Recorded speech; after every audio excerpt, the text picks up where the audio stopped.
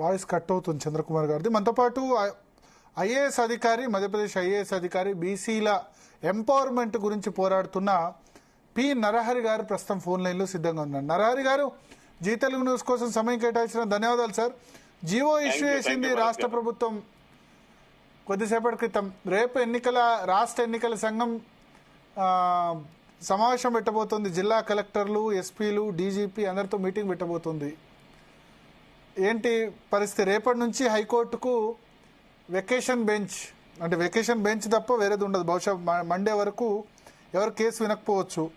So రాష్ట్ర ప్రభుత్వం తెలివిగా హైకోర్టు దసరా సెలవుల నేపథ్యంలో జీవో రిలీజ్ చేసి రేపు ఎల్లుండి నోటిఫికేషన్ ఇచ్చి ఎన్నికలకు వెళ్దాం అనుకుంటుంది. పాసిబుల్ అవుతుందా? ఫస్ట్ ఆఫ్ ఆల్ నేను తెలంగాణ ప్రభుత్వం తీసుకున్నటువంటి సాహసోపేతమైనటువంటి నిర్ణయాన్ని తప్పకుండా స్వాగతిస్తాను. ఇలాంటి నిర్ణయాలు ఎప్పుడో తీసుకోవాల్సింది. ఈ నిర్ణయం ఇప్పుడు తీసుకున్నారు, కానీ 2 బిల్లులు, ఒక ఆర్డినెన్స్ తీసుకొచ్చిన తర్వాత ఈ జియో తీసుకురావడం అనేది నేనేమంటున్నానంటే ఈ సాహసం ఏదో ఎప్పుడో చేయాల్సింది, కానీ ఇప్పుడు చేసినారు మీరు.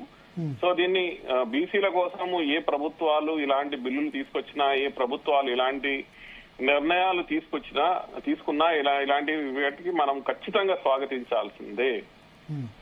అయితే దీంట్లో మనకి ఉన్నటువంటి సమస్యలే చూసుకున్నట్టయితే అయితే నేను ఆ జియో ఏదైతే ప్రభుత్వం ఇష్యూ చేసిందో దాంట్లో ఒక కొత్త విషయం మనకి కనిపిస్తా ఉన్నది. ఏంటనంటే 11/7/2025 వన్ మ్యాన్ కమిషన్ ఏదైతే ఉండిందో దానికి అడిషనల్ టర్మ్స్ ఆఫ్ రిఫరెన్స్ ఇవ్వడం జరిగింది. One man dedicated commission. అయితే ఆ డెడికేటెడ్ కమిషన్ 28/8/2025 తన రిపోర్ట్ సబ్మిట్ చేసింది అని దీంట్లో ఉన్నది. సో ఇది చాలా ఇంపార్టెంట్ విషయం ఒకటి మనకి దృష్టిలోకి వచ్చింది. ఏదంటే ప్రభుత్వం దీన్ని తమ జియోలో పేర్కొన్నది. అయితే ఈ అడిషనల్ టర్మ్స్ ఆఫ్ రిఫరెన్స్ ఏదైతే ప్రభుత్వము ఆ వన్ మ్యాన్ డెడికేటెడ్ కమిషన్ కి ఇవ్వడం జరిగిందో దాంట్లో ఆ వన్ మ్యాన్ కమిషన్ ఏం చెప్పింది అనంటే 42% రిజర్వేషన్, 42%. ఒక్క సెకండ్, నేను దీన్ని కరెక్ట్ గా మీకు చెప్తాను. ఏమన్నదంటే వన్ మ్యాన్ కమిషన్ ఏమన్నానంటే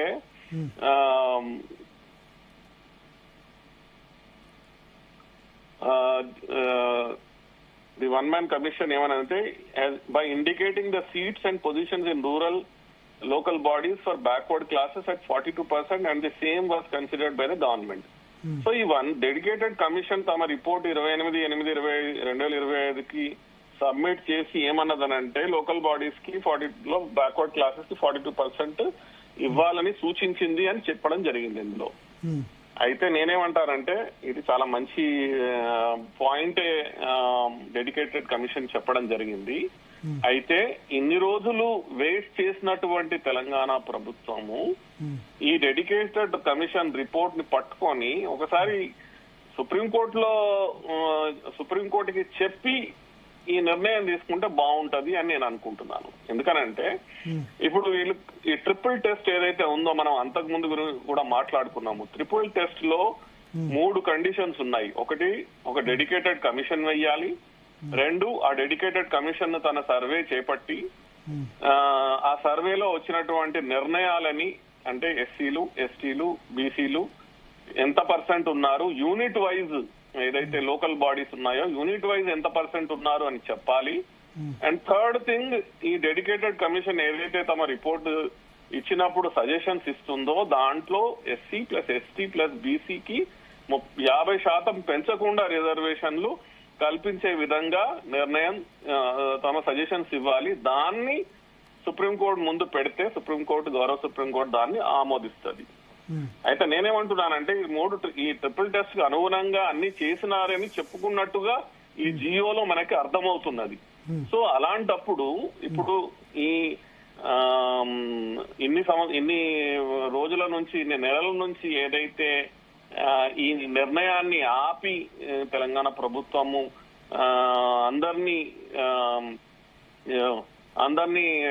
ఇలాంటి ఆర్డర్ కోసము వెయిట్ చేయించినటువంటి తరుణంలో ఒకసారి సుప్రీంకోర్టుకి చెప్పి దీన్ని నిర్ణయం తీసుకుంటే బాగుండేదేమో అని నాకు అంటే సుప్రీంకోర్టుకి ఎట్లా చెప్పడం సుప్రీంకోర్టుకి.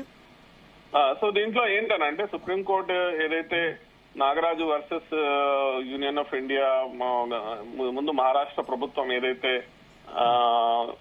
బీసీ రిజర్వేషన్లు పెంచాలని స్థానిక ఎన్నికల్లో తీసుకున్నదో ఆ దాంట్లో పేర్కొన్నటువంటి ట్రిపుల్ టెస్ట్ అన్ని రాష్ట్రాలకి వర్తిస్తుంది. సో మనం అంతకుముందు కూడా చర్చించుకున్నప్పుడు మధ్యప్రదేశ్ ప్రభుత్వం కూడా ఇదే ట్రిపుల్ టెస్ట్ చేసి 14% నుంచి 35% బీసీ ఓబీసీ రిజర్వేషన్ ని పెంచింది. సో ఈ రోజు ఏం జరగబోతున్నది అని అంటే ఇప్పుడు ఏ జియో ఏదైతే ఇవ్వడం జరిగిందో అయితే దీంట్లో మనకి ఈ జియోలో ఎక్కడా గానీ తెలంగాణ ప్రభుత్వం ఏం పేర్కొనలేదనంటే వారు ట్రిపుల్ టెస్ట్ చేసినట్టు ఆ ట్రిపుల్ టెస్ట్ కి అనుగుణంగా అన్ని నిర్ణయాలు తీసుకున్నట్టు ఆ అన్ని నిర్ణయాలు తీసుకొనే ఈ 42% రిజర్వేషన్ బీసీలకి అమలు చేయాలి అనే దాన్ని నిర్ణయించినట్టు ఎక్కడా పేర్కొనలేదు వీళ్ళు. సో ఇప్పుడు ఏమవుతుంది అంటే మళ్ళీ దీన్ని జ్యుడిషియల్ రివ్యూకి వెళ్ళిపోతుంది. ఇది ఇమీడియట్ గా ఇది జ్యుడిషియల్ రివ్యూకి వెళ్తుంది. జ్యుడిషియల్ రివ్యూకి వెళ్ళినప్పుడు ఈ నిర్ణయం ఏదైతే తెలంగాణ ప్రభుత్వం తీసుకున్నదో మరి ఏ ఆధారం బేస్ చేసుకొని దీని నిర్ణయం తీసుకున్నారు అనేటువంటి ప్రశ్న ఏర్పడుతుంది. అంటే జ్యుడిషియల్ రివ్యూ అంటే ఇప్పుడు కోర్టులు గో హెడ్ ఇచ్చే అవకాశం లేవు, స్టే ఇచ్చే అవకాశమే కనిపిస్తుంది మోస్ట్లీ. సో మనం మనకి కనిపిస్తున్నది మనం ఎదురుగా కనిపిస్తున్నది ఏమిటి అని అంటే కోర్ట్స్ ఏమైతే ఇప్పుడు వీళ్ళు ఇచ్చినటువంటి జియోలో ఎక్కడ ట్రిపుల్ టెస్ట్ కి అనుగుణంగా మేము 42% రిజర్వేషన్ బీసీలకి స్థానిక ఎన్నికల్లో కల్పిస్తున్నామని పేర్కొనలేదు. అది పేర్కొంటే బాగుండేది అని ఫస్ట్ నా అభిప్రాయం. అయితే అక్కడ పేర్కొని ఉన్నట్టయితే 42% పేర్కొన్నట్టయితే మరి మీరు 42% ఏదైతే ఇస్తున్నారో 42% బీసీలకి మరి ఆ ముందున్నటువంటి 19% ఎస్సీలకి ఒక 9% ఎస్టీలకి ఇవి కూడా యథావిధిగా మీరు అమలు చేస్తున్నారా లేకపోతే SC plus ST plus BC కలిపి మోర్ దెన్ 50% కాకుండా మేము దీన్ని రిజర్వేషన్ ని 42% బీసీలకి యూనిట్ వైజ్ కుదించి ఇస్తున్నామా అనేటువంటి విషయాన్ని ఎక్కడ పేర్కొనలేదు దీంట్లో ఈ జియోలో. సో ఇప్పుడు ఏమవుతుందనంటే మీరు ఏ కోర్టు నిర్ణయాలని అనుసరించి అది గౌరవ తెలంగాణ హైకోర్టులో లేకపోతే ఇంకేదైనా స్టేట్ లో ఉన్నటువంటి హైకోర్టు లేకపోతే గౌరవ సుప్రీంకోర్టు నిర్ణయాలకు అనుసరించి ఇప్పుడు Nagaraju versus union of India government of Madhya Pradesh Maharashtra ఉన్నటువంటి కేసు ఏదైతే ఉన్నదో అది అన్ని ప్రభుత్వాలకి వర్తిస్తుంది, అన్ని రాష్ట్రాలకి వర్తిస్తుంది. అలాంటప్పుడు మీరు తీసుకున్నటువంటి నిర్ణయం అయ్యా మేము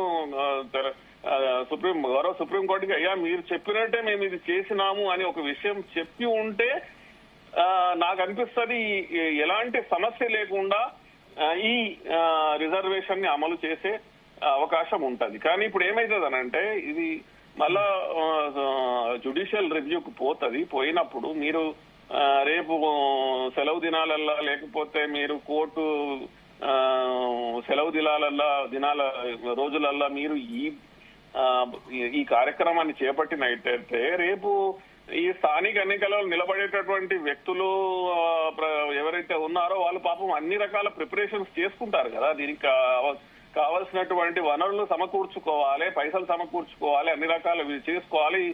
ఇదే మధ్యలో ఏదైనా కోర్టు దీనికి ఎలాంటి అభ్యంతరాలు తెలిపినా కూడా కానీ పాపం ఇదంతా ఒక పెద్ద సమస్యగా మళ్ళీ ఏర్పడుతుంది కదా అని నా అభిప్రాయం. ఓకే, అంటే ఇప్పుడు సరే హర్షం వ్యక్తం చేస్తున్నా సరే కోర్టులో నిలిచే అవకాశాలు లీగల్ స్క్రూటినీ దాటే అవకాశాలు తక్కువ. అయితే అదే నేనేమంటున్నానంటే మీరు లీగల్ స్క్రూటినీ తర్వాత చేసుకోవడం కంటే ముందే చేసుకుంటే అయిపోయేది కదా. అంటే మీకు మంచి అవకాశం ఉండింది కదా.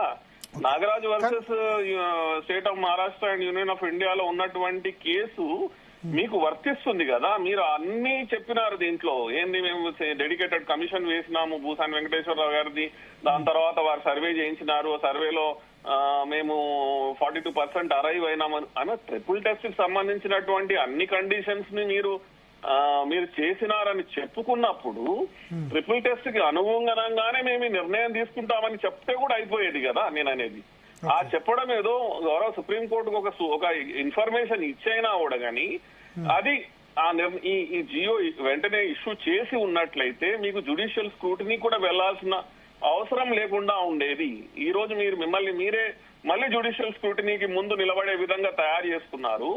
మరి ఈ లోకల్ బాడీస్ కి నిలబడేటటువంటి వివిధ వ్యక్తులు, ప్రజాప్రతినిధులు కావాల్సిన కోరికలు ఉన్నటువంటి వాళ్ళందరి ముందు మళ్ళీ ఒక ప్రశ్న మిగిల్చి మీరు దీన్ని జియోని ఇష్యూ చేసినారు కదా అని నా అభిప్రాయం. ఓకే, సో ఒకటి సార్, ఫైనల్ గా ఇప్పుడు గవర్నర్ రాష్ట్రపతి చేతిలో ఉంది కాబట్టి మరి ప్రభుత్వానికి ఇంతకు మించి వేరే మార్గం లేదు కదా. నేనేమంటున్నా అంటే ప్రభుత్వాలకి ఎప్పుడైనా కూడా కానీ ప్రభుత్వాల ముందు నానా రకాలైనటువంటి సొల్యూషన్స్ వారి ముందు ఉంటాయి. వివిధ రకాలైనటువంటి సొల్యూషన్స్ మేము ఉన్నప్పుడు దాంట్లోంచి ఎలాంటి సొల్యూషన్ ని మీరు ఎంపిక చేసుకుంటున్నారు, దాంట్లోంచి ఎలాంటి సొల్యూషన్ మనకి అల్టిమేట్ గా ప్రభుత్వాలు తీసుకునే నిర్ణయాలు ఏవైతే ఉన్నాయో అవి కేవలము ఇన్ జనరల్ ఆమోదయోగ్యమైనటువంటిదే కాకుండా అల్టిమేట్ గా అది జ్యుడిషియల్ రివ్యూ, ఎందుకంటే ఇది రిజర్వేషన్ కి సంబంధించినటువంటి చాలా ఇంపార్టెంట్ నిర్ణయం. ఇలాంటి అత్యంత ఇంపార్టెంట్ అయినటువంటి ఇలాంటి నిర్ణయాలు ఖచ్చితంగా జ్యుడిషియల్ రివ్యూ పోతాయి. కాబట్టి మీరు తీసుకున్నటువంటి నిర్ణయాలు మీ ముందున్నటువంటి ఆప్షన్స్ ఏవైతే ఉన్నాయో వాటిని అన్నింటినీ బేరీజు వేసుకొని మీరు సముచితమైనటువంటి ప్లస్ దీర్ఘకాలికంగా నిలబడేటటువంటి నిర్ణయాన్ని తీసుకోవాలి కదా. ఇప్పుడు ఎలా ఉన్నదనంటే ఈ నిర్ణయం కేవలం తాత్కాలికంగా, ఎందుకంటే ఈ ఇష్యూ ఎటు తెగుతలేదు. హైకోర్టు ఇంటర్ఫియర్ అయ్యే అవకాశం ఉందా? వెకేషన్ బెంచ్ ఉంది, వెకేషన్ లో బహుశా కోర్టు అర్జెంట్ హియరింగ్ చేస్తే తప్ప రేపు ఎల్లుండి హాలిడేస్, రేపు ఎల్లుండి కాదు దసరా హాలిడేస్ ఉన్నాయి హైకోర్టుకి. ఎమర్జెన్సీ పర్పస్ లో కోర్టు తీసుకునే అవకాశం ఉందా ఈ కేసు విచారణ? ఖచ్చితంగా ఉంటుంది. బట్ నేనేమంటున్నానంటే ఇప్పుడు మీరు ఏదైతే ఈ గవర్నమెంట్ ఆర్డర్ ఇష్యూ చేసినారో, ఏదైతే అందరము స్వాగతిస్తున్నామో, ప్లస్ ఇలాంటి ఆర్డర్స్ ఎప్పుడు రావాల్సిందని నేను మళ్ళీ చెప్తున్నాను. కానీ దీన్ని మీరు జ్యుడిషియల్ రివ్యూ నుంచి అంటే కోర్టు రేపు సెలవులలో స్వీకరించకపోయినా కూడా కానీ లేటెస్ట్ దసరా సెలవుల తర్వాతనే స్వీకరిస్తుంది అనుకుందాము, ఆ తర్వాత హియరింగ్ చేస్తుందని అనుకుందాము. ఈ మధ్యలో మీరు election commission, Telangana state election commission notification issue జారీ చేసి మీరు స్థానిక ఎన్నికల ప్రక్రియని ప్రారంభించినట్టయితే అప్పుడు ఒకవేళ జ్యుడిషియల్ రివ్యూలో దీన్ని ఏ విధంగా చేసినారని ప్రశ్న వచ్చి దానిపైన ఏమైనా కోర్టు స్టే ఇచ్చినట్టయితే మరి ఈ నిలబడేటటువంటి వ్యక్తులు, ఈ పోటీ చేసేటటువంటి వ్యక్తులు, వీళ్ళందరి పరిస్థితి ఏం కావాలి అనేది నేను అడుగుతున్నాను. ఓకే, సో ఇంకొంచెం జాగ్రత్తలతో పోయి ఉంటే బాగుండేది. అయితే ఒకటి, ఎన్నికల సంఘం నోటిఫికేషన్ ఇష్యూ చేసిన తర్వాత జనరల్ గా కోర్టులు ఇంటర్ఫియర్ కావంటారు కదా, సో ఆ అవకాశం ఏమైనా ఉందా? రాష్ట్ర ప్రభుత్వం అయితే అట్లా భావిస్తుంది. రాష్ట్ర ప్రభుత్వం ఖచ్చితంగా అన్ని రకాల ఒపీనియన్స్ తీసుకొని లీగల్ ఎగ్జామిన్ చేసే ఇలాంటి నిర్ణయానికి వచ్చిందని అనుకుందాము. కానీ మళ్ళీ మనం ఆలోచించాల్సింది ఏమిటంటే ఇది రిజర్వేషన్స్ కి సంబంధించినటువంటి విషయము. ఇది స్థానిక ఎన్నికల్లో ఎవరికి ఎంత వాటా, ఎంత రిజర్వేషన్ కల్పించాలనేటువంటి అతి ముఖ్యమైనటువంటి నిర్ణయం. ప్లస్ ఈ నిర్ణయం ఏదైతే ఉన్నదో ఇది ఫస్ట్ మొట్టమొదట తెలంగాణ రాష్ట్రంలోనే ఇలాంటి ఇష్యూ మొట్టమొదలు వచ్చినది అని కాదు కదా. ఇది ఆల్రెడీ నేను ఇందాక చెప్పేది ఏంటంటే Nagaraju versus state of Maharashtra and union of ఇండియాలో ఏదైతే already clear cut triple test చేయాల్సిందే అన్నటువంటి గౌరవ సుప్రీంకోర్టు ఏదైతే నిర్ణయము తీసుకున్నదో దాని తర్వాత వచ్చినటువంటి గవర్నమెంట్ ఆర్డర్ ఇది. అలాంటప్పుడు మీరు గౌరవ సుప్రీంకోర్టు ముందు ఏమి సమాధానం చెప్తారు, ఎలాంటి సమాధానం చెప్తారు? సో ఎలాంటి సమాధానం చెప్పి మీరు దానికి సముచితమైనటువంటి అంటే ఎలాంటి ఈ నిర్ణయానికి వచ్చే ముందు మీ దగ్గర మెటీరియల్ ఎవిడెన్స్, మీరు తీసుకున్నటువంటి అన్ని రకాల స్టెప్స్ ఏవైతే ఉన్నాయో ఏ విధంగా చేసినారు అని మీరు చెప్తారో ఇవన్నీ టైం పడతాయి మరియు ఖచ్చితంగా ఇది జ్యుడిషియల్ రివ్యూకి వెళ్తుంది అని నేను చెప్తున్నాను. Okay thank you sir. So మనతో పాటు బీసీ సంక్షేమ పరిరక్షణ